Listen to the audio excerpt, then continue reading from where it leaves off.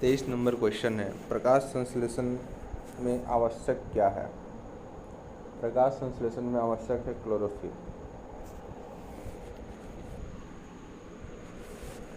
प्रकाश संश्लेषण हेतु क्लोरोफिल आवश्यक है। प्रकाश संश्लेषण पौधे के हरे भाग और सौर ऊर्जा को ग्रहण कर वायुमंडल से ली गई है। कार्बन डाइऑक्साइड तथा भूमि से अवशोषित जल के द्वारा कार्बोहाइड्रेट का निर्माण करते हैं। इस प्रक्रिया में ऑक्सीजन एवं जल सहायक उत्पाद बाई प्रोडक्ट के रूप में निष्कासित होते हैं। पौधों में होने वाली यह क्रिया हरित लवक या पर्णहरित क्लोरोफिल की उपस्थिति में संपन्न होती है।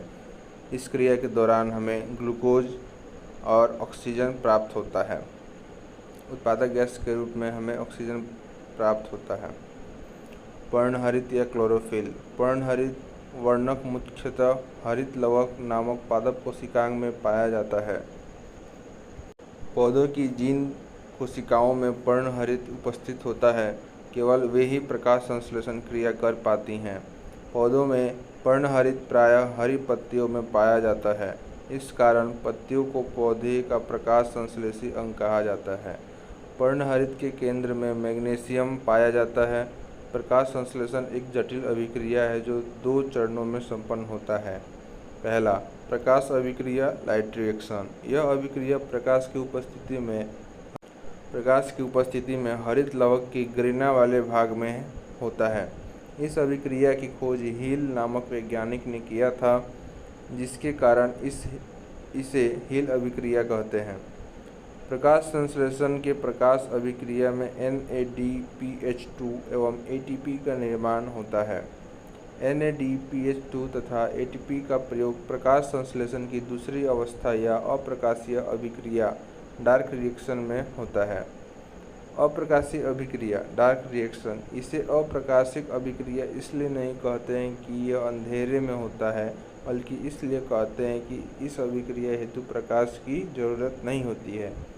यह अभिक्रिया हरित लवक के स्ट्रोमा वाले भाग में प्रकाश अभिक्रिया में बने NADPH2, nicotinamide, adenine dinucleotide phosphate तथा ATP की सहायता से संपन्न होता है।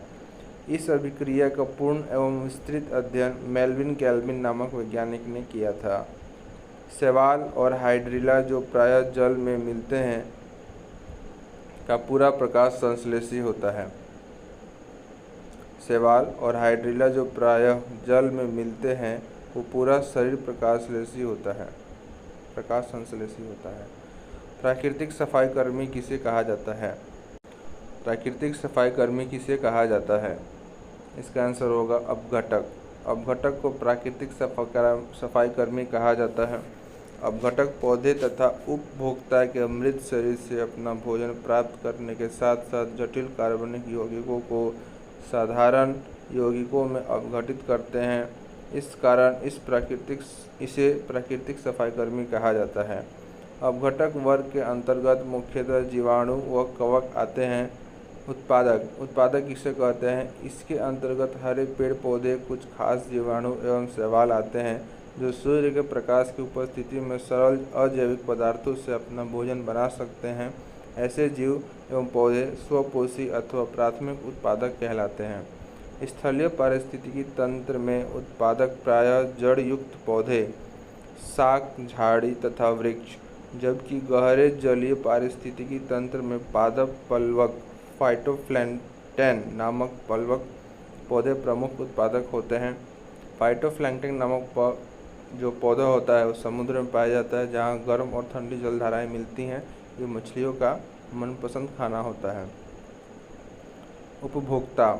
प्राथमिक उपभोक्ता वो उपभोक्ता जो अपने भोजन के लिए पौधों पर निर्भर रहते हैं। प्राथमिक उपभोक्ता शाकभक्षी कहलाते हैं, जैसे बकरी, खरगोश, ऊंट आदि। द्वितीय उपभोक्ता वो उपभोक्ता जो पोषण के लिए शाकभक्षी प्राणियों पर निर्भर करते हैं, जैसे सांप, भेड़िया और आदि। तृतीयक उपभोक्ता वे उपभोक्ता जो प्राथमिक एवं द्वितीयक उपभोक्ता को अपना आहार बनाते हैं, जैसे बाज, शेर, बाघ आदि। इसमें मनुष्य भी आता है।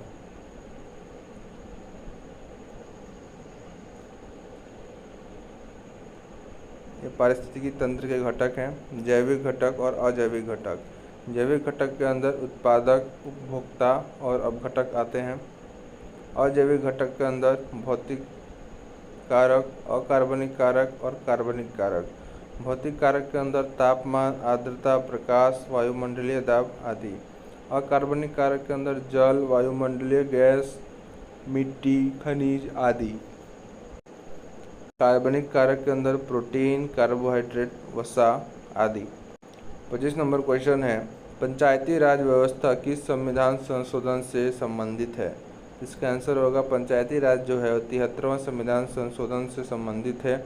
73वां संविधान संशोधन अधिनियम 1992 में पारित हुआ। 73वां संविधान संशोधन अधिनियम ने पंचायती राज संस्थाओं को संवैधानिक दर्जा प्रदान किया। इस अधिनियम ने संविधान में एक नया भाग 9 सम्मिलित किया और इसे पंचायत नाम दिया।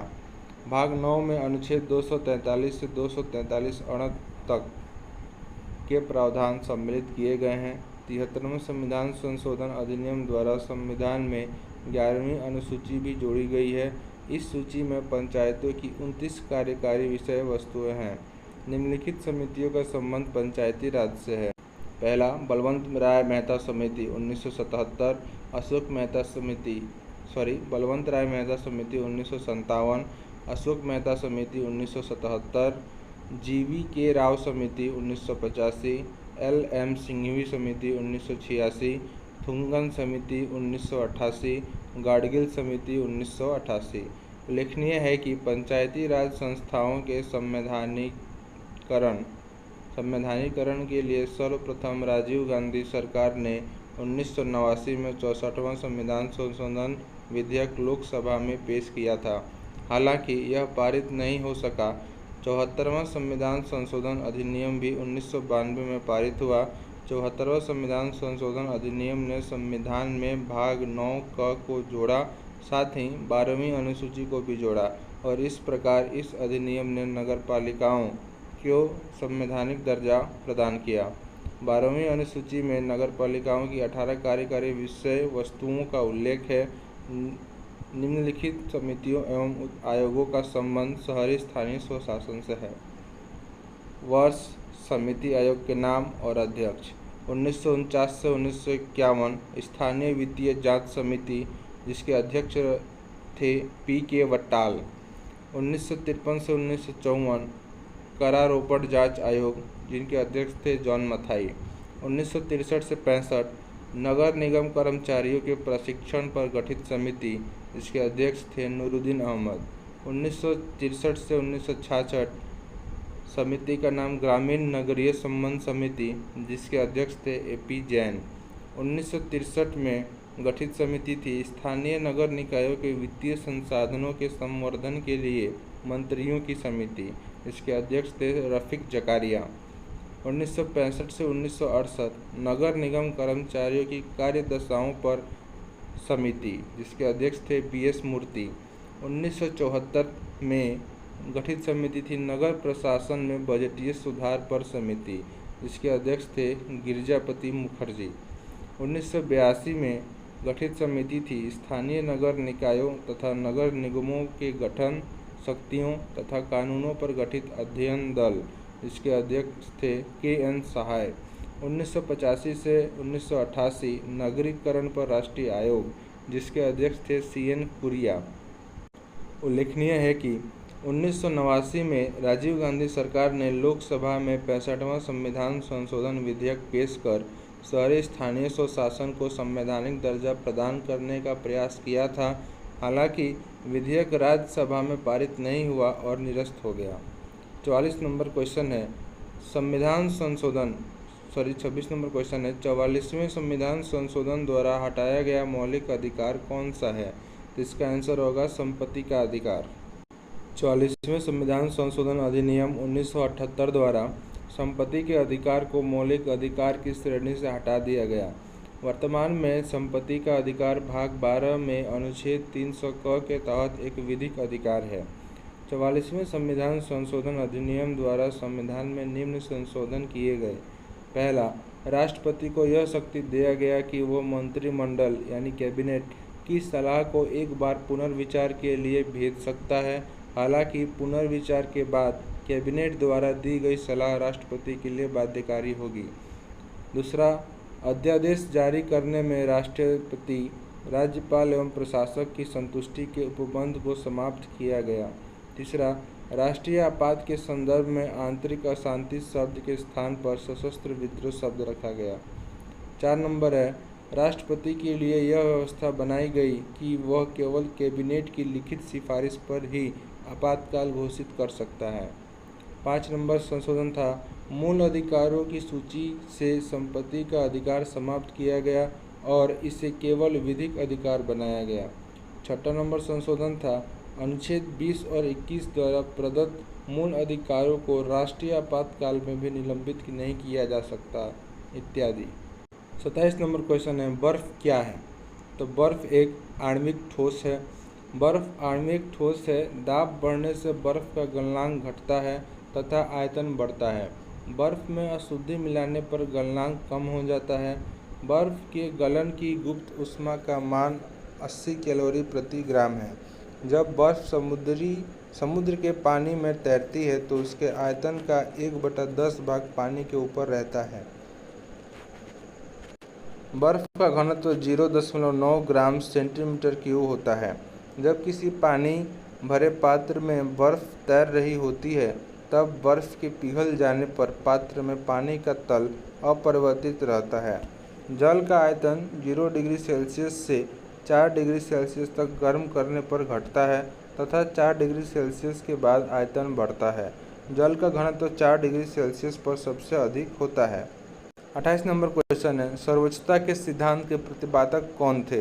तो सर्वोच्चता के सिद्धांत के प्रतिपादक लॉर्ड हेस्टिंग्स थे। सर्वोच्चता के सिद्धांत के प्रतिपादक लॉर्ड हेस्टिंग्स थे। सर्वोच्चता के सिद्धांत से तात्पर्य ईस्ट इंडिया कंपनी की सर्वोच्चता से है। इसमें कहा गया है कि कंपनी की शक्ति भारतीय राज्यों की तुलना में अधिक है।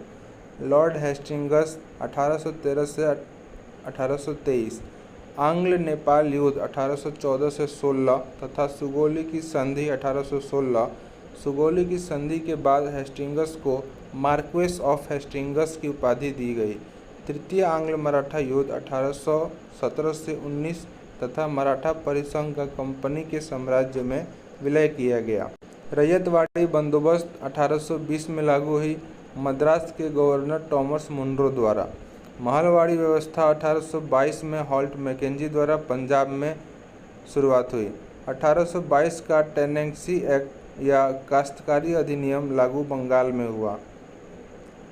फिर से पढ़ते हैं, रैयतवाड़ी व्यवस्था लागू हुई मद्रास के गवर्नर थॉमस मुनरो द्वारा 1820 में। महलवाड़ी व्यवस्था लागू हुई हॉल्ट मैकेंजी द्वारा पंजाब में 1822 में। 1822 का टेनेंसी एक्ट या काश्तकारी अधिनियम लागू हुआ बंगाल में। संविधान सभा के प्रथम अध्यक्ष कौन थे? संविधान सभा के प्रथम अध्यक्ष डॉक्टर सच्चिदानंद सिन्हा थे। कैबिनेट मिशन की संस्तुतियों के आधार पर भारतीय संविधान के निर्माण करने वाली संविधान सभा के गठन हेतु चुनाव जुलाई 1946 में हुआ। 9 दिसंबर 1946 को संविधान सभा की प्रथम बैठक नई दिल्ली में हुई। इस बैठक में सबसे बुजुर्ग सदस्य डॉक्टर सच्चिदानंद सिन्हा को सभा का अस्थायी अध्यक्ष चुना गया। 11 दिसंबर 1946 ईस्वी को डॉक्टर राजेंद्र प्रसाद संविधान सभा के स्थायी अध्यक्ष निर्वाचित हुए। संविधान सभा की प्रक्रिया में कुल 2 वर्ष 11 महीना और 18 दिन लगा था। संविधान के प्रारूप पर कुल 114 दिन बहस हुआ था। मूल संविधान में कुल 22 भाग, 395 अनुच्छेद एवं 8 अनुसूचियाँ थीं। संविधान सभा की प्रमुख समितियों एवं उनके अध्यक्ष। संचालन समिति के अध्यक्ष थे डॉक्टर राजेंद्र प्रसाद। संघीय संविधान समिति के अध्यक्ष थे पंडित जवाहरलाल नेहरू। प्रांतीय संविधान समिति के अध्यक्ष थे सरदार वल्लभ भाई पटेल। प्रारूप समिति के अध्यक्ष थे डॉक्टर भीमराव अम्बेडकर। संघ शक्ति समिति पंडित जवाहरलाल नेहरू के अध्यक्ष थे। मौलिक अधिकारों एवं अल्पसंख्यकों संबंधी परामर्श समिति के अध्यक्ष थे सरदार वल्लभ भाई पटेल। राष्ट्रीय ध्वज संबंधी तदर्थ समिति के अध्यक्ष थे डॉक्टर राजेंद्र प्रसाद। संविधान सभा की प्रमुख समितियां एवं उनके अध्यक्ष। संचालन समिति के अध्यक्ष थे डॉक्टर राजेंद्र प्रसाद। संघीय संविधान समिति के अध्यक्ष थे पंडित जवाहरलाल नेहरू। प्रांतीय संविधान समिति के अध्यक्ष थे सरदार वल्लभ भाई पटेल। प्रारूप समिति के अध्यक्ष थे डॉक्टर भीमराव अंबेडकर। संघ शक्ति समिति के अध्यक्ष थे पंडित जवाहरलाल नेहरू। मौलिक अधिकारों एवं अल्पसंख्यकों संबंधी परामर्श समिति के अध्यक्ष थे सरदार वल्लभ भाई पटेल।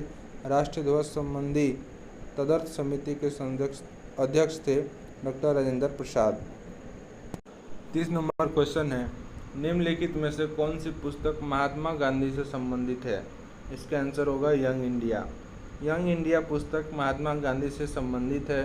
महात्मा गांधी से संबंधित पत्र, पत्रिकाएं एवं पुस्तकें: young India, Harijan, Navjivan, Hind Swaraj, my experiment with truth, आत्मकथा है महात्मा गांधी जी की, ethical religion, pathway to God. Mahatma Gandhi से संबंधित संस्थाएं: नटाल इंडियन कांग्रेस 1894, फिनिक्स आश्रम 1904, टॉल्स्टॉय फार्म 1910, हरिजन सेवक संघ 1932। महात्मा गांधी से संबंधित पत्र, पत्रिकाएं एवं पुस्तकें: young India, Harijan, Navjivan, Hind Swaraj, my experiment with truth, आत्मकथा है महात्मा गांधी जी की, ethical religion, pathway to God.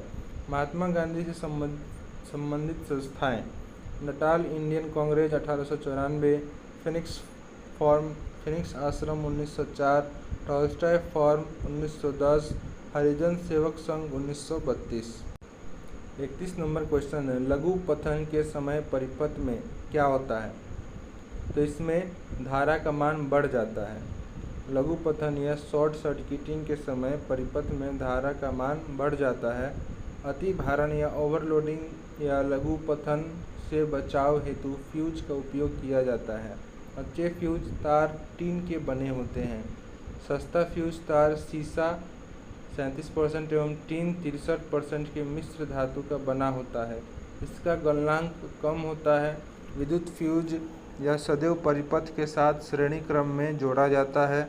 आजकल फ्यूज के स्थान पर लघु परिपथ विच्छेदक मिनिएचर सर्किट ब्रेकर MCB का उपयोग किया जाता है।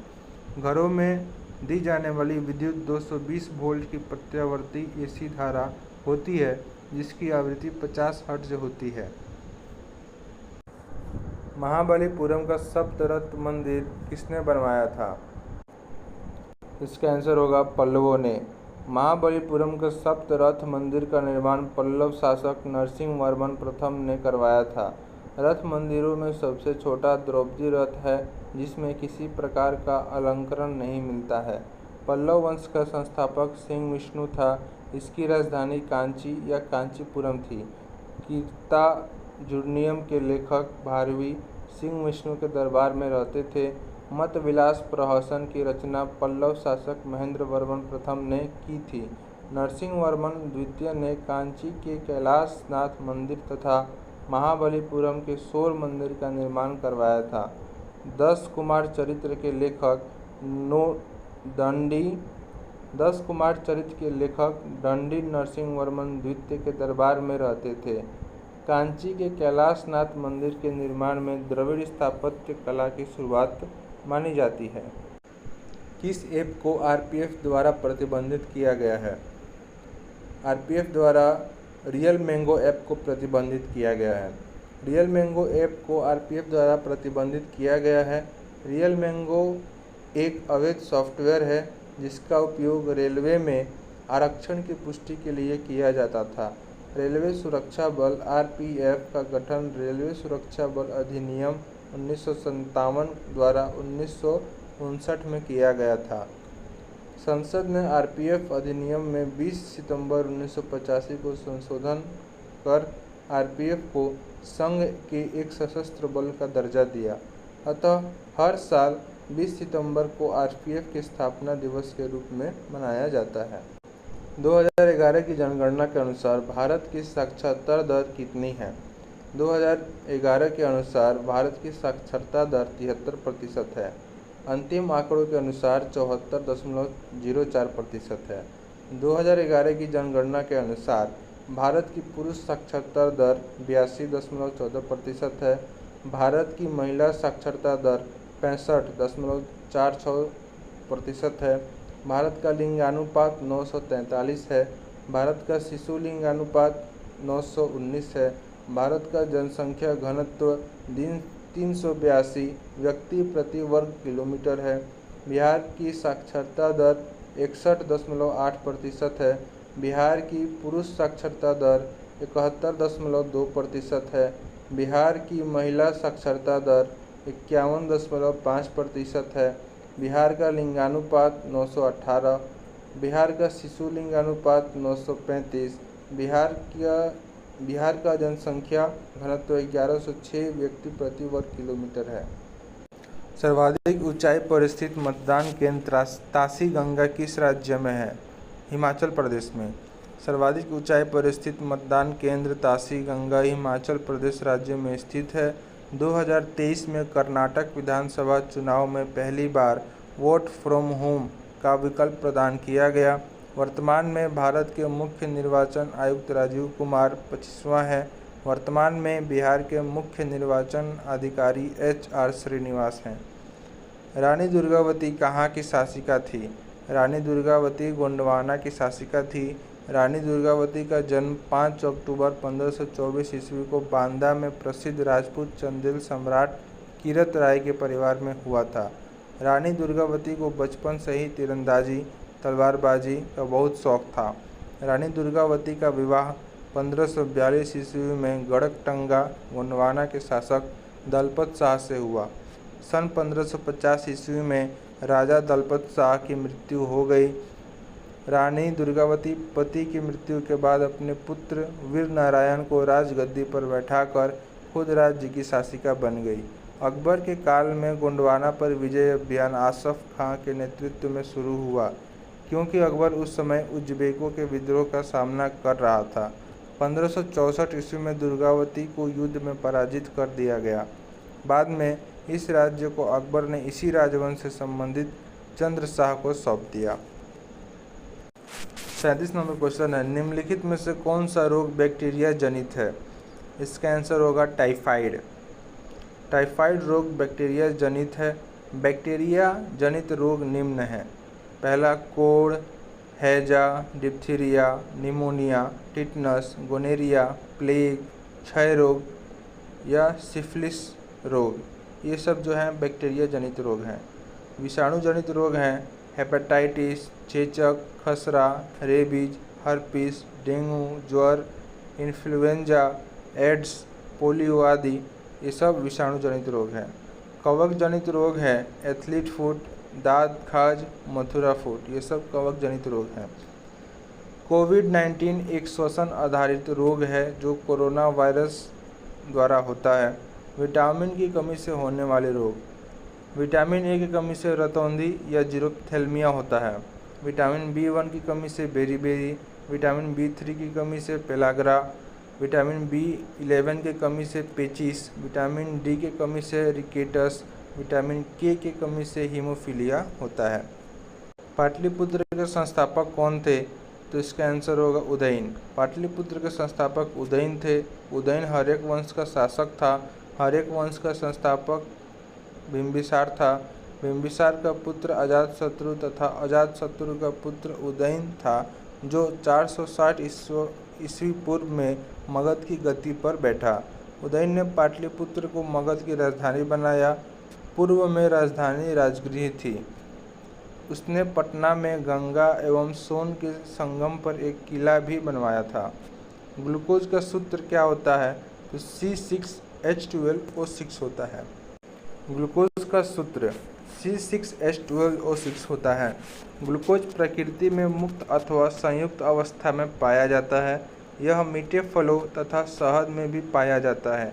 गन्ना, शक्कर, सुक्रोज से भी प्राप्त किया जाता है। सुक्रोज का अल्कोहल की उपस्थिति में तनु HCl या H2SO4 द्वारा जल अपघटन करने से ग्लूकोज प्राप्त होता है। सुक्रोज से ग्लूकोज और फ्रक्टोज किस प्रकार बनता है, उसकी प्रक्रिया दी हुई है। ग्लूकोज का HI के साथ लंबे समय तक गर्म करने पर N हेक्सेन प्राप्त होता है। इसकी भी अभिक्रिया दी हुई है यहाँ पर। इस अभिक्रिया से यह निष्कर्ष निकलता है कि ग्लूकोज के 6 कार्बन परमाणु सीधी श्रृंखला से जुड़े हैं। ग्लूकोज हर जीवित प्राणी के लिए ऊर्जा का प्रमुख स्रोत है। सूक्ष्म जीवों से लेकर बड़े स्तनधारी सभी जीव वायवीय एरोबिक रेस्पिरेशन, अवायवीय किण्वन फर्मेंटेशन प्रक्रिया से ऊर्जा प्राप्त किया जाता है। जीवों के लिए ग्लूकोज ऊर्जा का प्रमुख साधन है। मनुष्यों द्वारा खाए गए अन्न का प्रमुख हिस्सा कार्बोहाइड्रेट का होता है। पाचन क्रिया के दौरान अन्न का विघटन मोनोसेकेराइड और डाइसेकेराइड में होता है। तैयार सेकेराइड अधिकतम ग्लूकोज होता है। इसका प्राकृतिक रूप है 6CO2 + 12H2O। सूर्य के प्रकाश की उपस्थिति में क्लोरोफिल पर C6H12O6 बनता है +6O2 + 6H2O। परीक्षापयोगी महत्वपूर्ण सूत्र, व्यापारिक नाम और रासायनिक सूत्र। भारी हाइड्रोजन का रासायनिक सूत्र होता है D। शुष्क बर्फ का CO2 ठोस, जल गैस का CO + H2, इथाइल अल्कोहल का C2H5OH, मंड का C6H10O5N, फार्मेलिन का HCHO या CH2O, सिरका का CH3COOH। 40 नंबर क्वेश्चन है, कोठारी आयोग का संबंध किससे है? तो कोठारी आयोग का संबंध जो है शिक्षा से है। कोठारी आयोग का संबंध शिक्षा से है। सन 1964 में भारत सरकार ने डॉक्टर दौलत सिंह कोठारी की अध्यक्षता में स्कूली शिक्षा प्रणाली को नया आकार व नई दिशा देने के उद्देश्य से कोठारी आयोग का गठन किया। डॉक्टर कोठारी उस समय विश्वविद्यालय अनुदान आयोग UGC के अध्यक्ष थे। डोडा बेटा किस पर्वत की सबसे ऊंची चोटी है? डोडा बेटा जो है नीलगिरी पर्वत की सबसे ऊंची चोटी है। डोडा बेटा नीलगिरी पर्वत की सबसे ऊंची चोटी है। पूर्वी घाट एवं पश्चिमी घाट के पर्वत नीलगिरी पर्वत ग्रंथि में मिलते हैं, जिसका सर्वोच्च शिखर डोडा बेटा 2637 मीटर है। डोडा बेटा दक्षिणी भारत का दूसरा सर्वोच्च शिखर है। नीलगिरी के दक्षिण में अन्नामलाई की पहाड़ियां हैं। अन्नामलाई की सर्वाधिक ऊंची चोटी अनाईमुड्डी है, जो कि 2695 मीटर है। यह पश्चिमी घाट सहित संपूर्ण दक्षिण भारत का सर्वोच्च शिखर है। पूर्वी घाट की सबसे ऊंची चोटी जिंदागड़ा चोटी 1690 मीटर है। सतपुड़ा पर्वतमाला की सबसे ऊंची चोटी धूपगढ़ 1350 मीटर है। उत्तरी सह्याद्री का सर्वोच्च शिखर कलसूबाई है। अरावली पर्वतमाला का सर्वोच्च शिखर गुरु शिखर है 1722 मीटर, जो माउंट आबू के पहाड़ियों में स्थित है। 8वीं अनुसूची में कितने भाषाओं को शामिल किया गया? 8वीं अनुसूची में 22 भाषाओं को शामिल किया गया। ये भाषाएं हैं असमिया, बांग्ला, बोडो, डोगरी, गुजराती, हिंदी, कन्नड़, कश्मीरी, कोंकणी, मैथिली, मलयालम, मणिपुरी, मराठी, नेपाली, उड़िया, पंजाबी, संस्कृत, संथाली, सिंधी, तमिल, तेलुगु तथा उर्दू। मूल संविधान में 8वीं अनुसूची में 14 भाषाएं शामिल थीं। सिंधी भाषा को 21वीं संविधान संशोधन अधिनियम 1967 द्वारा जोड़ा गया था। कोंकणी, मणिपुरी और नेपाली को 71वें संविधान संशोधन अधिनियम 1992 द्वारा जोड़ा गया था। बोडो, डोगरी, मैथिली और संथाली को 92वें संविधान संशोधन अधिनियम द्वारा 2003 में जोड़ा गया था। उड़िया का नाम बदलकर 2011 में ओडिया कर दिया गया। 43 नंबर क्वेश्चन है, चंद्रयान 3 के लैंडर का नाम क्या था? तो चंद्रयान 3 के लैंडर का नाम था विक्रम और उसके रोवर का नाम था प्रज्ञान। चंद्रयान 3 को 14 जुलाई 2023 को श्रीहरिकोटा स्थित सतीश धवन अंतरिक्ष केंद्र से LVM-3M4 रॉकेट द्वारा प्रक्षेपित किया गया था। चंद्रयान 3 ने 23 अगस्त 2023 को चंद्रमा के दक्षिणी ध्रुव पर सॉफ्ट लैंडिंग की। इसके साथ ही भारत चांद पर सॉफ्ट लैंडिंग करने वाला चौथा देश बन गया। पहला है रूस, दूसरा अमेरिका, तीसरा चीन के बाद भारत चौथा देश बना तथा चंद्रमा के दक्षिणी ध्रुव पर लैंडिंग करने वाला विश्व का प्रथम देश होने का गौरव प्राप्त किया। चंद्रयान 3 में एक स्वदेशी लैंडर मॉड्यूल, प्रोपल्शन मॉड्यूल और एक रोवर शामिल है। 23 अगस्त को भारत सरकार ने राष्ट्रीय अंतरिक्ष दिवस के रूप में मनाने की घोषणा की है।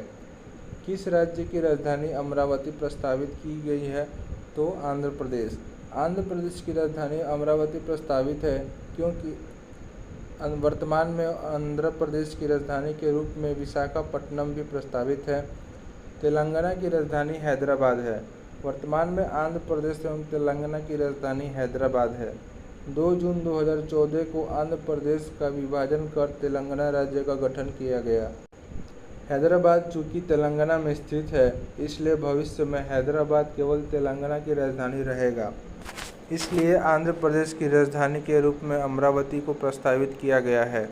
31 अक्टूबर 2019 को जम्मू कश्मीर राज्य का विभाजन कर 2 केंद्र शासित प्रदेश बनाए गए।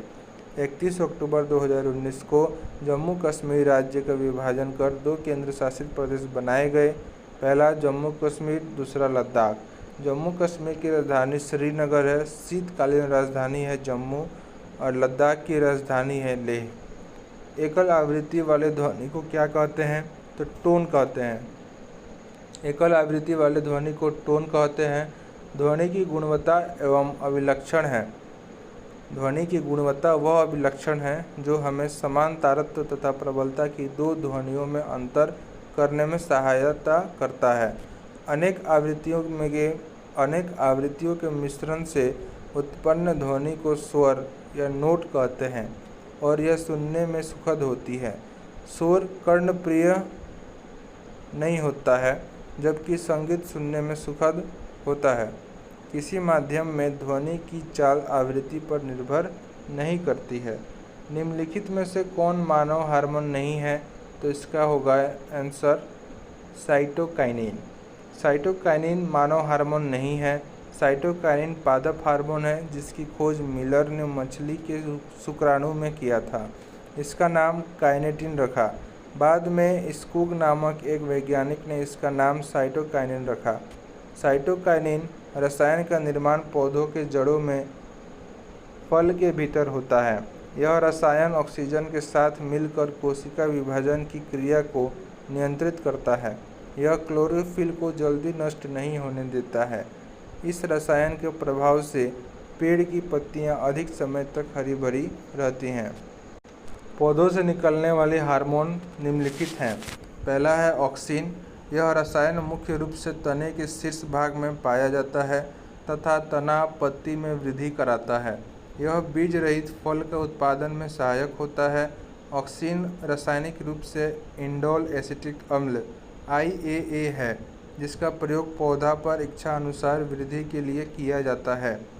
ऑक्सिन के समान प्रमुख रासायनिक पदार्थ फेनॉक्सी एसिटिक अम्ल है, इंडोलाइल ब्यूटारिक अम्ल है, इंडोलाइल प्रोपाइनिक अम्ल आदि रसायन का प्रयोग खरपतवार नष्ट करने हेतु किया जाता है। जिबरलिन्स, इसकी खोज सर्वप्रथम कवक में हुआ था।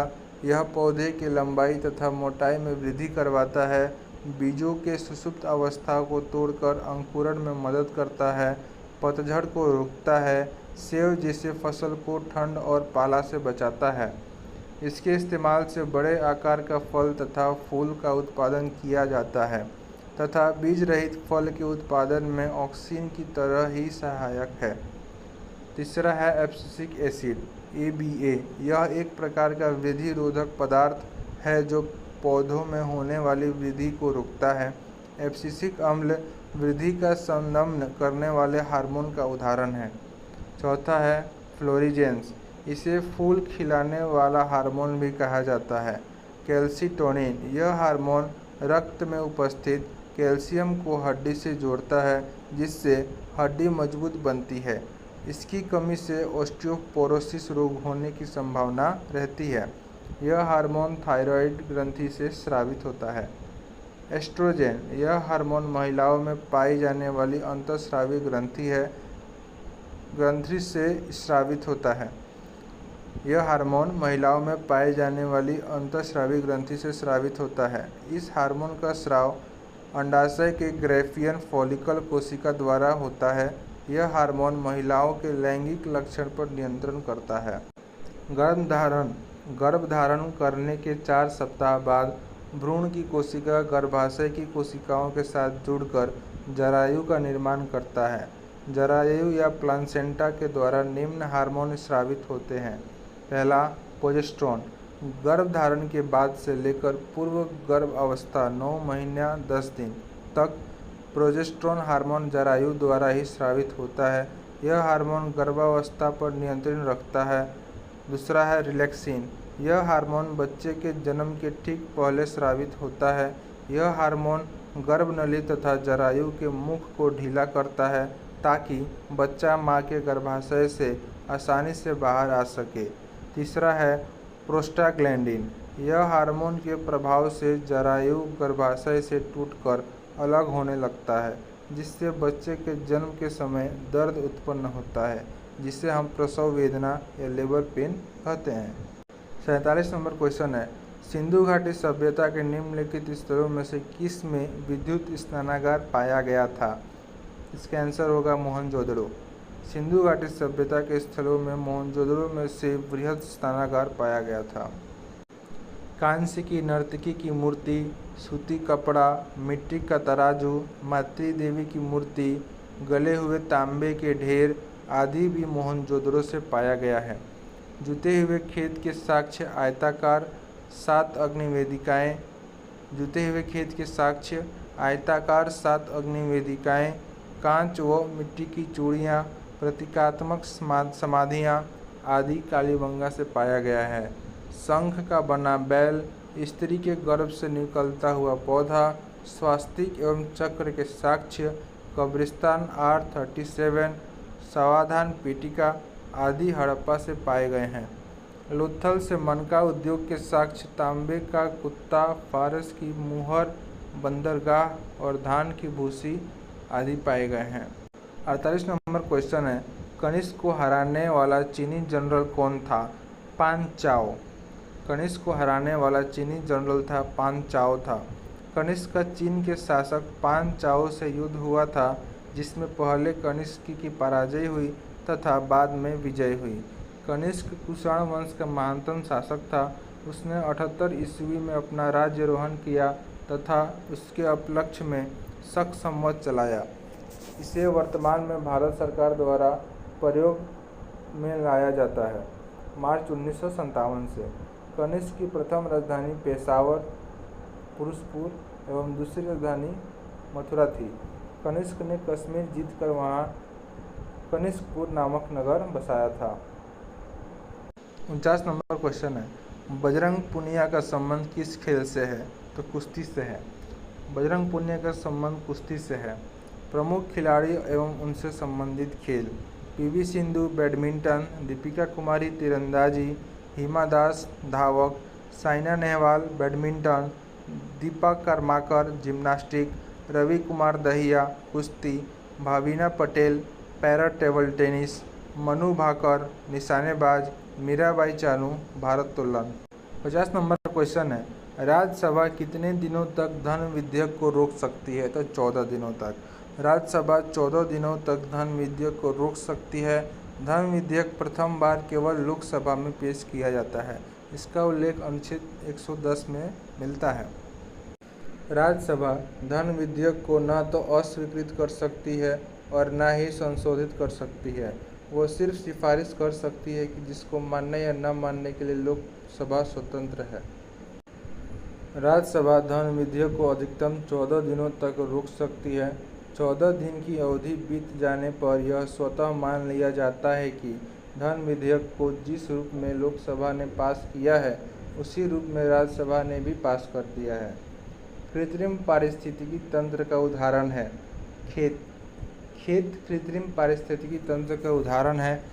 वर्ष 1935 में ब्रिटिश पारिस्थितिकीविद आर्थर टेंसले ने पारिस्थितिकी तंत्र शब्द गढ़ा था। समुदायों के जीवों की रचना, कार्य एवं उनके वातावरण के पारस्परिक संबंध को पारिस्थितिकी तंत्र या पारितंत्र कहते हैं।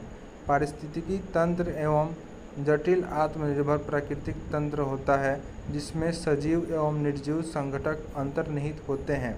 इसमें सजीवों एवं निर्जीवों के बीच अंतर संबंध बनाए रखने के लिए की जाने वाली सभी क्रियाएं अंतर्निहित होती हैं। पारिस्थितिकी तंत्र एक खुला तंत्र होता है क्योंकि इसमें निरंतर ऊर्जा तथा पदार्थों का संचयन तथा बहिर्गमन इनपुट आउटपुट होता रहता है। प्राकृतिक पारिस्थितिकी तंत्र। प्राकृतिक पारिस्थितिकी तंत्र में जैविक तथा अजैविक घटक के बीच अंतःक्रिया होती है। यह प्रकृति में स्वाभाविक रूप से घटित होती है और इसके कामकाज के लिए किसी मानवीय गतिविधि की आवश्यकता नहीं होती है। कृत्रिम पारिस्थितिकी तंत्र। यह जैविक और अजैविक घटकों वाला एक मानव निर्मित पारिस्थितिकी तंत्र है और इसमें प्रौद्योगिकी भी शामिल होता है। पारिस्थितिकी तंत्र दो भागों में बटा हुआ है, प्राकृतिक और कृत्रिम।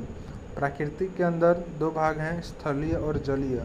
स्थलीय में है वन, घास के मैदान और मरुस्थल आदि। जलीय में है अलवण जलीय, इसमें आता है तालाब, झील। दूसरा है सागरीय पारिस्थितिकी तंत्र, इसमें आता है महासागर, सागर और आदि। तीसरा है संक्रमणकालीन पारिस्थितिकी तंत्र, इसमें आता है एस्चुअरी, लैगून आदि। कृत्रिम के अंदर है चिड़ियाघर, एक्वेरियम, खेत, पोल्ट्री फार्म आदि। ये सब पारिस्थितिकी तंत्र हैं। देखेंगे यहाँ नोट दिया हुआ है, सतत विकास या स्थायी विकास की अवधारणा के प्रतिपादक ब्रंटलैंड थे। 1987 में इन्होंने इसका प्रतिपादन किया था। पर्यावरण संरक्षण के लिए ग्रीन आर्मी प्रोग्राम की शुरुआत ऑस्ट्रेलिया ने की थी। यूजीन ओडम के अनुसार पारिस्थितिकी प्रकृति की संरचना एवं प्रक्रिया का अध्ययन है। 52 नंबर क्वेश्चन है, तूतीकोरिन बंदरगाह किस राज्य में स्थित है? इसका आंसर होगा तमिलनाडु। तूतीकोरिन बंदरगाह तमिलनाडु राज्य में स्थित है। तूतीकोरिन बंदरगाह का नया नाम वी.ओ. चिदम्बरनार पोर्ट है। तूतीकोरिन बंदरगाह का नया नाम वी.ओ. चिदम्बरनार पोर्ट है। यहाँ से मुख्यतः खाद्य तेल, कोयला, नमक एवं पेट्रोलियम उत्पादों का निर्यात किया जाता है। तूतीकोरिन बंदरगाह मन्नार की खाड़ी में अवस्थित है। भारत के प्रमुख बंदरगाह, कांडला पोर्ट जिसका नया नाम है दीनदयाल उपाध्याय पोर्ट, अवस्थित है कच्छ खाड़ी, गुजरात में। कोलकाता बंदरगाह जिसका नया नाम है श्यामा प्रसाद मुखर्जी बंदरगाह, स्थित है हुगली नदी के तट पर, पश्चिम बंगाल। तीसरा कोचीन बंदरगाह वेम्बनाड कयाल मुहाने पर, केरल में स्थित है। न्यू मंगलौर बंदरगाह मंगलुरु, कर्नाटक में स्थित है। मुंबई बंदरगाह भारत का सबसे बड़ा बंदरगाह है, मुंबई महाराष्ट्र में स्थित है। जवाहरलाल नेहरू या नहवा सेवा बंदरगाह पनवेल, नवी मुंबई महाराष्ट्र में स्थित है। पारादीप बंदरगाह उड़ीसा में स्थित है। मोरमुगांव बंदरगाह जुआरी नदी के बाएं तट पर गोवा में स्थित है। चेन्नई बंदरगाह तमिलनाडु में स्थित है। एन्नौर बंदरगाह का नया नाम है के कामराज पोर्ट, तमिलनाडु में स्थित है। विशाखापट्टनम बंदरगाह सबसे गहरा बंदरगाह है, कहाँ स्थित है? आंध्र प्रदेश में। 53 नंबर क्वेश्चन है, फॉरवर्ड ब्लॉक की स्थापना किसने किया था? इसका आंसर होगा सुभाष चंद्र बोस ने। फॉरवर्ड ब्लॉक की स्थापना सुभाष चंद्र बोस ने किया था।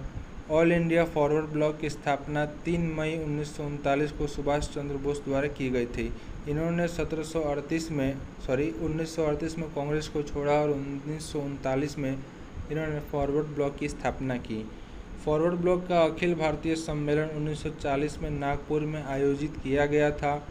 फॉरवर्ड ब्लॉक पार्टी का अध्यक्ष सुभाष चंद्र बोस को तथा महासचिव एच.वी. कामत को चुना गया था। सुभाष चंद्र बोस ने जर्मनी में फ्री इंडिया सेंटर की स्थापना की थी। 1 सितंबर 1942 को सुभाष चंद्र बोस ने आज़ाद हिंद फौज की पहली डिवीज़न की स्थापना की थी। 21 अक्टूबर 1943 को सुभाष चंद्र बोस ने सिंगापुर में स्वतंत्र भारत के अस्थायी सरकार की स्थापना की। 2 जुलाई 1943 को सुभाष चंद्र बोस को आज़ाद हिंद फौज का सर्वोच्च सेनापति घोषित किया गया था। उत्प्रेरक का कार्य क्या है? उत्प्रेरक का कार्य है अभिक्रिया की दर को बढ़ा देना और घटा देना, ए और बी दोनों। किसी अभिक्रिया में भाग लेने वाले अभिकारकों तथा प्राप्त होने वाले उत्पादों की सांद्रता में समय के साथ होने वाले परिवर्तन को हम अभिक्रिया की दर कहते हैं। अभिक्रिया की दर को प्रभावित करने वाला कारक है उत्प्रेरक। पहला है उत्प्रेरक कैटलिस्ट, वो पदार्थ जो स्वयं तो अभिक्रिया में भाग नहीं लेता है परंतु अभिक्रिया की दर को प्रभावित करता है। ऐसा उत्प्रेरक जो रासायनिक अभिक्रिया की गति को बढ़ाता है। धनात्मक उत्प्रेरक, वह उत्प्रेरक जो अभिक्रिया की दर को घटाता है। ऋणात्मक उत्प्रेरक। अभिकारक की सांद्रता, अभिक्रिया की दर अभिकारकों की सांद्रता के समानुपाती होती है। ताप बढ़ने पर अभिक्रिया की दर बढ़ती है। चौथा है अभिकारकों का पृष्ठ क्षेत्रफल। अभिकारकों के छोटे टुकड़ों में बांटने पर पृष्ठ क्षेत्रफल बढ़ने से अभिक्रिया की दर तीव्र हो जाती है। 55 नंबर क्वेश्चन है, साइमन कमीशन का विरोध क्यों हुआ था? तो साइमन कमीशन का विरोध इसलिए हुआ था क्योंकि इसमें एक भी भारतीय शामिल नहीं था। भारत शासन अधिनियम 1919 में यह प्रावधान था कि 10 वर्षों बाद एक आयोग की नियुक्ति की जाएगी जो यह जांच करेगी कि भारत उत्तरदायी शासन की दिशा में कहां तक प्रगति करने की दिशा में है। साइमन कमीशन की नियुक्ति नवंबर 1927 में की गई थी। इस कमीशन की नियुक्ति भारत राज्य सचिव बर्केनहेड द्वारा की गई थी। इस कमीशन में कुल 7 सदस्य शामिल थे। इस 7 सदस्यों में एक भी भारतीय शामिल नहीं था, इसलिए भारतीयों द्वारा श्वेत कमीशन कहकर इसका बहिष्कार किया गया। यह कमीशन 3 फरवरी 1928 को भारत आया था। Muslim League, justice party, all India अछूत एसोसिएशन और केंद्रीय सिख संघ ने इस कमीशन का विरोध नहीं किया। मुंबई में जवाहरलाल नेहरू तथा पंजाब में लाला लाजपत राय के नेतृत्व में इस कमीशन का विरोध किया गया। साइमन कमीशन के विरोध के दौरान हुए लाठीचार्ज से चोटिल होने के कारण पंजाब केसरी लाला लाजपत राय का निधन 17 नवंबर 1928 को हो गया। लाला लाजपत राय को चोटिल करने वाले अंग्रेज पुलिस अधिकारी सैंडर्स की हत्या 17 दिसंबर 1928 को हिंदुस्तान सोशलिस्ट रिपब्लिकन एसोसिएशन के कार्यकर्ता भगत सिंह, राजगुरु व चंद्रशेखर आज़ाद द्वारा कर दिया गया। 56 नंबर क्वेश्चन है, 1946 के नौ सैनिक विद्रोह का नायक कौन था? MS खां, सी नंबर ऑप्शन। 1946 के नौ सैनिक विद्रोह का नायक MS खां था। रॉयल इंडियन नेवी के विद्रोह की शुरुआत 18 फरवरी 1946 को हुई, जब बम्बई में नौ सैनिक जहाज HMIS तलवार के नाविकों ने नस्लवादी भेदभाव और खराब भोजन के खिलाफ हड़ताल किया था। विद्रोहियों ने एक नौसेना केंद्रीय हड़ताल समिति का गठन MS खां के नेतृत्व में किया था। इन सैनिकों ने BC दत्त की रिहाई की मांग की, जिन्हें जहाज की दीवारों पर भारत छोड़ो लिखने के आरोप में गिरफ्तार किया गया था। सरदार पटेल व मोहम्मद अली जिन्ना के सलाह पर नौसैनिकों ने आत्मसमर्पण कर दिया। विद्रोहियों ने आत्मसमर्पण करते हुए कहा कि हम भारत के सामने आत्मसमर्पण कर रहे हैं, ब्रिटेन के सामने नहीं। इस नौसैनिक विद्रोह में इंकलाब जिंदाबाद, जय हिंद, हिंदू मुस्लिम एक हो, ब्रिटिश साम्राज्यवाद मुर्दाबाद, आज़ाद हिंद फौज के कैदियों को रिहा करो आदि नारे लगाए गए। फरवरी 1946 में INA अधिकारी राशिद अली को सजा दी गई थी। 57 नंबर क्वेश्चन है, धात्विक खनिज का उदाहरण है सोना, चांदी और लोहा।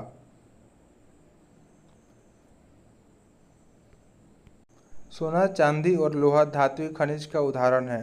धात्विक खनिज, जिन खनिजों में धात्विक गुण पाए जाते हैं उन्हें धात्विक खनिज कहते हैं। अपनी कठोरता के कारण अधिकांश धातुओं का उपयोग कई कार्यों में किया जाता है।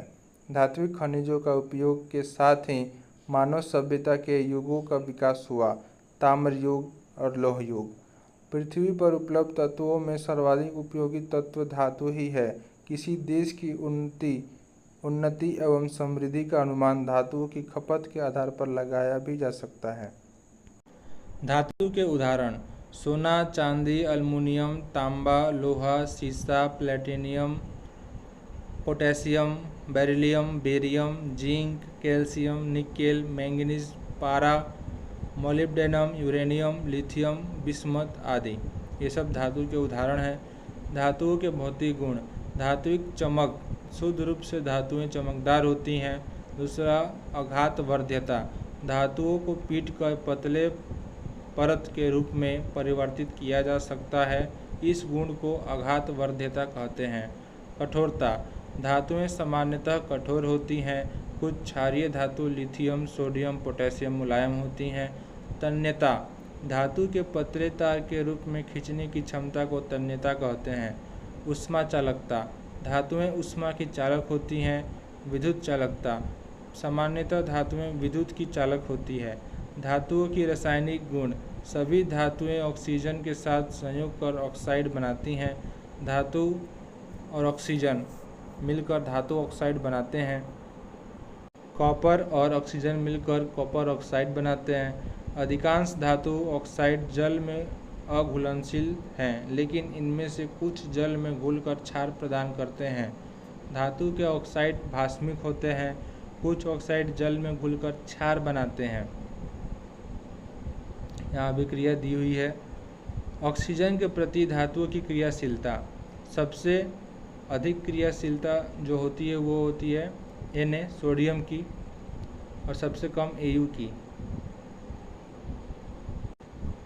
जल के प्रति धातुओं की क्रियाशीलता है। सबसे पहले है सोडियम, उससे कम मैग्नीशियम, उससे कम जिंक और उससे कम लोहा और उससे कम कॉपर।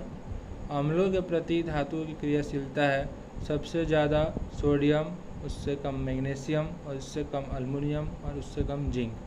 और धातुओं के उदाहरण hydrogen, nitrogen, oxygen, fluorine, neon, chlorine, xenon, helium, radon gas.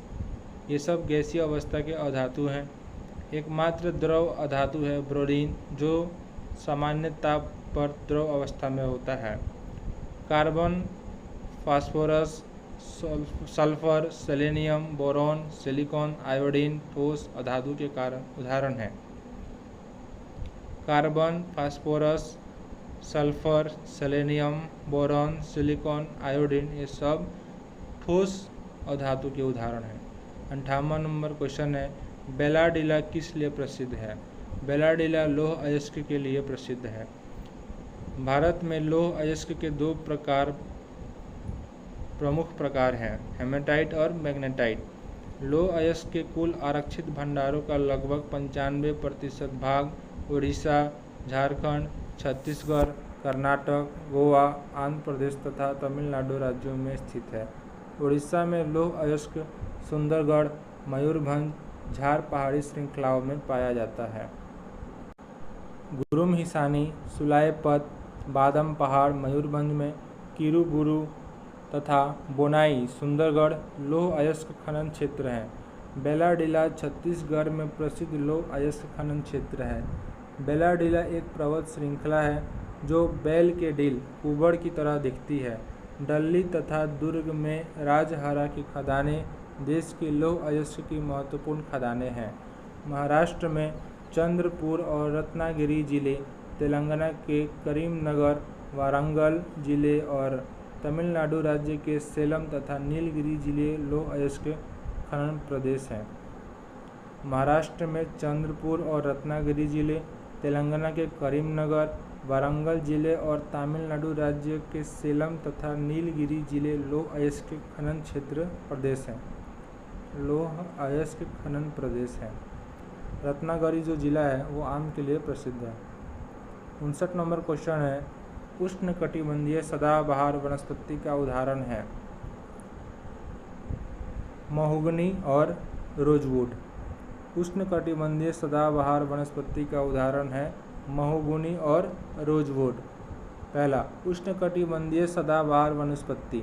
ये वनस्पतियाँ 250 सेंटीमीटर से अधिक वार्षिक वर्ष तथा 22 डिग्री सेल्सियस से अधिक औसत वार्षिक तापमान वाले क्षेत्रों में पाए जाते हैं। उष्णकटिबंधीय वनों की शुद्ध प्राथमिक उत्पादकता भी सर्वाधिक होती है। Cinchona, mahogany, rosewood, orchid, fern, आबनुस, बांस तथा ताड़ आदि उष्णकटिबंधीय सदाबहार वनस्पति के उदाहरण हैं। 2 नंबर, उष्णकटिबंधीय आर्द्र पर्णपाती वनस्पति।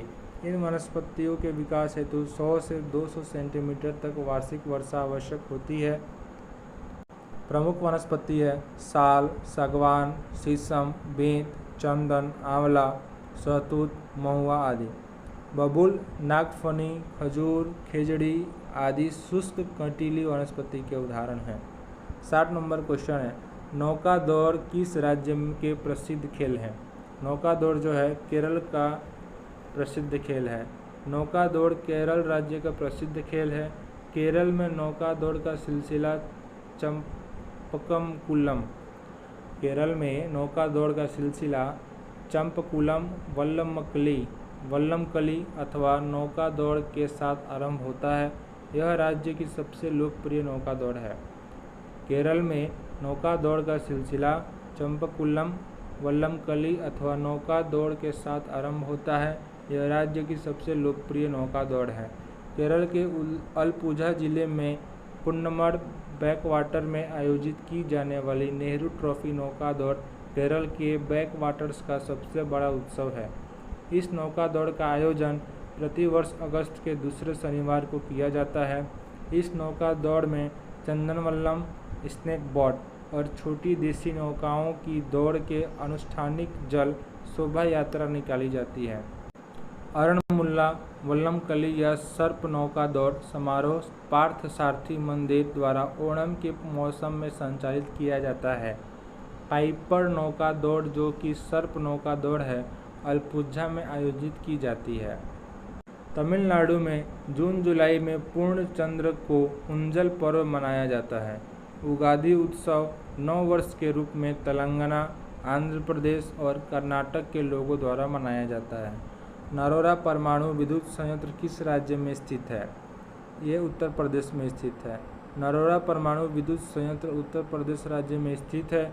परमाणु रिएक्टर 2 प्रकार के होते हैं, अनुसंधान रिएक्टर और ऊर्जा रिएक्टर। अगस्त 1956 में एशिया के पहले अनुसंधान रिएक्टर अप्सरा का परिचालन भाभा परमाणु अनुसंधान केंद्र BARC, ट्रॉम्बे, मुंबई द्वारा किया गया था। अप्सरा रिएक्टर का परिचालन 2009 में बंद कर दिया गया। भारत में 7 परमाणु संयंत्रों में 22 से अधिक रिएक्टर कार्यरत हैं। पहला, तारापुर नाभिकीय संयंत्र महाराष्ट्र में, जो भारत का प्रथम ऊर्जा नाभिकीय रिएक्टर है। दूसरा, रावतभाटा नाभिकीय संयंत्र राजस्थान। तीसरा, कुडनकुलम नाभिकीय संयंत्र तमिलनाडु। चौथा, कैगा नाभिकीय संयंत्र कर्नाटक। काकरापारा नाभिकीय संयंत्र गुजरात। कल्पक्कम नाभिकीय संयंत्र तमिलनाडु। नरोरा नाभिकीय संयंत्र उत्तर प्रदेश। भारत में 7 परमाणु संयंत्रों में 22 से अधिक रिएक्टर कार्यरत हैं। पहला, तारापुर नाभिकीय संयंत्र महाराष्ट्र, भारत का प्रथम ऊर्जा नाभिकीय रिएक्टर जो कि कार्यरत है। दूसरा, रावतभाटा नाभिकीय संयंत्र राजस्थान। कुडनकुलम नाभिकीय संयंत्र तमिलनाडु। कैगा नाभिकीय संयंत्र कर्नाटक। काकरापारा नाभिकीय संयंत्र गुजरात। कल्पक्कम नाभिकीय संयंत्र तमिलनाडु। नरोरा नाभिकीय संयंत्र उत्तर प्रदेश। अनिमेष लोचन चैत्य कहाँ स्थित है? अनिमेष लोचन चैत्य बोध गया में स्थित है। यह वो स्थान है जहाँ भगवान बुद्ध ने ज्ञान प्राप्त करने के बाद अपना दूसरा सप्ताह खड़े होकर बोधि वृक्ष को एकटक देखते हुए बिताया था। अनिमेष लोचन चैत्य महाबोधि मंदिर परिसर की सीमा के भीतर स्थित 7 पवित्र स्थानों में एक है। अनिमेष लोचन चैत्य नाम का शाब्दिक अर्थ है खुली आँखें। इसे ज्वेल वाक या विचरण पथ भी कहा जाता है। बौद्ध धर्म की स्थापना महात्मा बुद्ध ने की थी। महात्मा बुद्ध के बचपन का नाम सिद्धार्थ था। हरसाई बौद्ध स्तूप बेगूसराय बिहार में स्थित है। विश्व शांति स्तूप राजगीर में स्थित है। भारत की पहली सीमेंट फैक्ट्री की स्थापना कहाँ किया गया था? भारत की पहली सीमेंट फैक्ट्री की स्थापना कहाँ किया गया था? चेन्नई में। भारत की पहली सीमेंट फैक्ट्री की स्थापना चेन्नई में की गई थी। 1904 ईस्वी में भारत में पहली बार समुद्री सीपियों का उपयोग कर चेन्नई में सीमेंट बनाने का असफल प्रयास किया गया था। भारत में सफल सीमेंट फैक्ट्री की शुरुआत 1914 में इंडियन सीमेंट कंपनी के रूप में पोरबंदर में की गई थी। सीमेंट का आविष्कार इंग्लैंड के पोर्टलैंड नामक स्थान पर 1824 में जोसेफ स्पीडेन ने चीका और मिट्टी को जलाकर किया था। चूना पत्थर, कोयला, जिप्सम, बॉक्साइट, सिलिका की आवश्यकता सीमेंट उत्पादन के लिए होती है। राजस्थान में सीमेंट उत्पादक प्रमुख स्थान सवाई माधोपुर, सिरोही, ब्यावर, मोरक, चित्तौड़गढ़, नागौर आदि ये सब राजस्थान के सीमेंट उत्पादक प्रमुख स्थान हैं। मध्य प्रदेश के प्रमुख सीमेंट उत्पादक स्थान हैं सतना, कटनी, जबलपुर, नीमच, मैहर, कैमूर, रतलाम, बानमौर आदि। छत्तीसगढ़ के प्रमुख सीमेंट उत्पादक स्थान हैं जामुल, दुर्ग, अकलतारा, मांडर, भाटापारा आदि। गुजरात में प्रमुख सीमेंट उत्पादन स्थान हैं। गुजरात के प्रमुख सीमेंट उत्पादक स्थान द्वारिका, पोरबंदर, बड़ोदरा, भावनगर, राना वाव आदि। चुर्क, डालला, चुनार आदि सीमेंट उत्पादन हेतु प्रसिद्ध स्थान उत्तर प्रदेश में हैं। 64 नंबर क्वेश्चन है गारो खासी एवं जयंतिया एक भाग है प्रायद्वीपीय पठार का। गारो खासी एवं जनजातीय प्रायद्वीपीय पठार का एक भाग है। भारत का प्रायद्वीपीय पठार एक अनियमित त्रिभुजाकार आकृति भूखंड है जिसका विस्तार उत्तर पश्चिमी में अरावली पर्वतमाला व दिल्ली, पूर्व में राजमहल की पहाड़ियों, पश्चिम में गिर पहाड़ियों और दक्षिण में कार्डमम पहाड़ियों तथा उत्तर पूर्व में शिलोंग एवं कार्बी एंगलोंग पठार तक है। गारो खासी जयंतिया जो है प्रायद्वीपीय पठार का एक भाग है। भारत का प्रायद्वीपीय पठार एक अनियमित त्रिभुजाकार आकृति भूखंड है जिसका विस्तार उत्तर पश्चिम में अरावली पर्वतमाला व दिल्ली, पूर्व में राजमहल की पहाड़ियाँ, पश्चिम में गिर पहाड़ियाँ, दक्षिण में कार्डमम पहाड़ियाँ तथा उत्तर पूर्व में शिलोंग एवं कार्बी एंगलोंग पठार तक है। प्रायद्वीपीय पठार को पठारों का पठार कहते हैं क्योंकि यह कई पठारों से मिलकर बना है। उत्तर पूर्वी पठारों में मेघालय का पठार प्रायद्वीपीय पठार का ही भाग है। उत्पत्ति व संरचना की दृष्टि से मेघालय का पठार प्रायद्वीपीय पठार का ही पूर्वी विस्तार है जो राजमहल, गारो कैप अथवा मालदा गैप के द्वारा अलग हुआ है। इस पठार में पश्चिम से पूर्व की ओर क्रमशः गारो खासी, जयंतिया तथा मिकिर पहाड़ियाँ अवस्थित हैं जो प्राचीन चट्टानों से बनी हैं।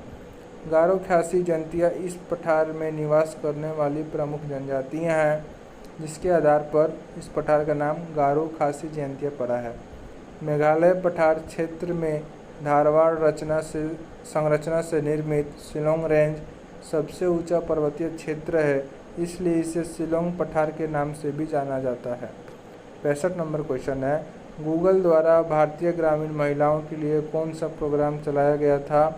तो इंटरनेट साथी। गूगल द्वारा भारतीय ग्रामीण महिलाओं के लिए इंटरनेट साथी प्रोग्राम चलाया गया था। ग्रामीण समुदायों में महिलाओं के बीच डिजिटल साक्षरता को बढ़ावा देने के लिए टाटा ट्रस्ट के सहयोग से गूगल द्वारा 2015 में यह कार्यक्रम शुरू किया गया था। वृहद ट्रंक मार्ग ग्रैंड ट्रंक रोड निम्न में से किससे संबंधित है? तो सड़क परिवहन से। वृहद ट्रंक मार्ग सड़क परिवहन से संबंधित है। वृहद ट्रंक मार्ग ग्रैंड ट्रंक रोड का निर्माण शेरशाह सूरी ने करवाया था। कालांतर में अंग्रेज लॉर्ड ऑकलैंड ने इसका मरम्मत करवाया था। ग्रैंड ट्रंक रोड दक्षिण एशिया की सबसे पुरानी सड़क मार्ग है। वर्तमान में NH1 एवं NH2 को सम्मिलित रूप से ग्रैंड ट्रंक रोड कहा जाता है। इस सड़क मार्ग को सड़क-ए-आजम तथा शेरशाह सूरी मार्ग भी कहा जाता है। विश्व स्वास्थ्य संगठन का मुख्यालय निम्नलिखित में से किस देश में स्थित है? Switzerland, Geneva. विश्व स्वास्थ्य संगठन का मुख्यालय जेनेवा, स्विट्जरलैंड में स्थित है। इसकी स्थापना 7 अप्रैल 1948 को की गई थी। विश्व स्वास्थ्य संगठन एक ऐसी संस्था है जो विश्व के सभी देशों के साथ स्वास्थ्य से संबंधित समस्याओं पर आपसी सहयोग तथा मानक विकसित करने का काम करता है। विश्व स्वास्थ्य संगठन का मुख्य उद्देश्य पूरे विश्व के लोगों को बेहतर स्वास्थ्य भविष्य देना तथा स्वास्थ्य सेवाओं को मजबूत बनाना है। विश्व स्वास्थ्य संगठन में सदस्यों की संख्या 194 है। वर्तमान में विश्व स्वास्थ्य संगठन के महानिदेशक टेड्रोस अधानोम घेब्रियेसस है। विश्व स्वास्थ्य दिवस 7 अप्रैल को मनाया जाता है। विश्व के प्रमुख संगठन और उनके मुख्यालय। एशियाई विकास बैंक की स्थापना 1966 में हुई। उसका मुख्यालय मनीला में है, फिलीपींस। दक्षिण पूर्वी एशियाई राष्ट्रों का संघ आसियान 1967 में इसकी स्थापना हुई। जकार्ता में इसकी मुख्यालय है। इंडोनेशिया में नाटो, जिसकी स्थापना 1949 में हुई, उसका मुख्यालय ब्रुसेल्स में है, बेल्जियम। सार्क 1985 काठमांडू में मुख्यालय है। विश्व व्यापार संगठन वर्ल्ड ट्रेड ऑर्गेनाइजेशन 1995 में इसकी स्थापना हुई और इसका मुख्यालय जेनेवा स्विट्जरलैंड में है। आधुनिक राष्ट्रमंडल कॉमनवेल्थ 1949 में इसकी स्थापना हुई और लंदन में इसका मुख्यालय है। अंतर्राष्ट्रीय मुद्रा कोष 1945, मुख्यालय वाशिंगटन डीसी, अमेरिका। किसी अर्धचालक का ताप बढ़ाने पर उसकी प्रतिरोधकता जो है वो घटती है और किसी चालक का ताप बढ़ाने पर उसकी प्रतिरोधकता जो है वो बढ़ती है। किसी अर्धचालक का ताप बढ़ाने पर उसकी प्रतिरोधकता घटती है। अर्धचालक किसे कहते हैं? चालक और अचालक के अतिरिक्त कुछ ऐसे पदार्थ भी होते हैं जिनकी प्रतिरोधकता चालक एवं अचालक पदार्थों की प्रतिरोधकता के बीच के क्रम की होती है। अर्धचालक सेमीकंडक्टर कहलाता है, जैसे सिलिकॉन, जर्मेनियम, जर्मेनियम और सेलेनियम कुछ महत्वपूर्ण अर्धचालक के उदाहरण हैं। इन पदार्थों के प्रति घन सेंटीमीटर आयतन में मुक्त इलेक्ट्रॉनों की संख्या लगभग 10⁻13 होती है, जबकि तांबे के 1 घन सेंटीमीटर में इनकी संख्या 8.4 × 10⁻22 होती है। मुक्त इलेक्ट्रॉनों की संख्या कम रहने के कारण अर्धचालकों की प्रतिरोधकता 0.10 से 1 ओम के क्रम की होती है एवं चालकों की 10⁻⁻8 ओम की होती है। परम शून्य ताप पर अर्धचालक एक आदर्श अचालक की भांति व्यवहार करते हैं।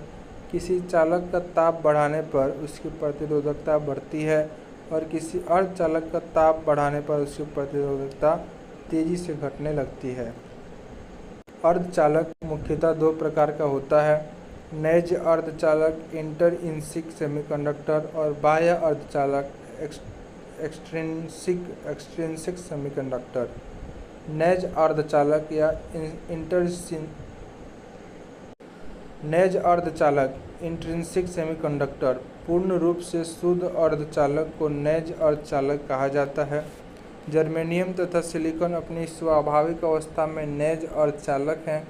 नैज अर्धचालकों की संरचना क्रिस्टलीय होता है, अतः यह एक भी इलेक्ट्रॉन स्वतंत्र नहीं बचते हैं। यही कारण है कि साधारण ताप पर इस प्रकार के अर्धचालकों में विद्युत धारा का प्रवाह संभव नहीं है तथा निम्न ताप परम शून्य ताप 0 केल्विन के निकट ताप पर यह पदार्थ विद्युत कुचालक इंसुलेटर जैसा व्यवहार करता है। नैज अर्धचालक में विद्युत धारा का प्रवाह सहसंयोजिक बंध टूटने के कारण होता है।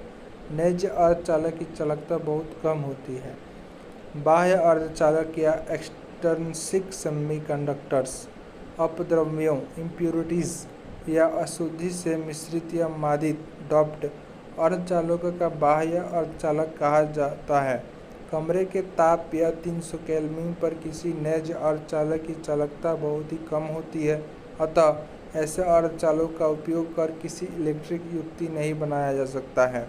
अतः इसकी चालकता बढ़ाने के लिए थोड़ी सी अशुद्धि या अपद्रव्य मिलाने से 10⁻7 शुद्ध अर्धचालकों के परमाणुओं में मात्र 1 ppm 1 पार्ट पर मिलियन उसकी चालकता बढ़ जाती है। तो ऐसे अर्धचालक को बाह्य अर्धचालक या मिश्रित डॉप्ड सेमीकंडक्टर कहते हैं। शुद्ध अर्धचालक में क्रमशः 5 संयोजकता वाले अथवा 3 संयोजकता वाले अपद्रव्य परमाणु मिलाने से N टाइप के तथा P टाइप के बाह्य एक्सट्रिंसिक सेमीकंडक्टर प्राप्त होते हैं। पंच संयोजी अपद्रव्य परमाणु दाता कहे जाते हैं। त्रिसंयोजी अपद्रव्य परमाणु ग्राही कहे जाते हैं। अपद्रव्य मिलाए जाने की प्रक्रिया को डोपिंग कहते हैं। पंचसेवी अपद्रव्य परमाणु दाता कहे जाते हैं।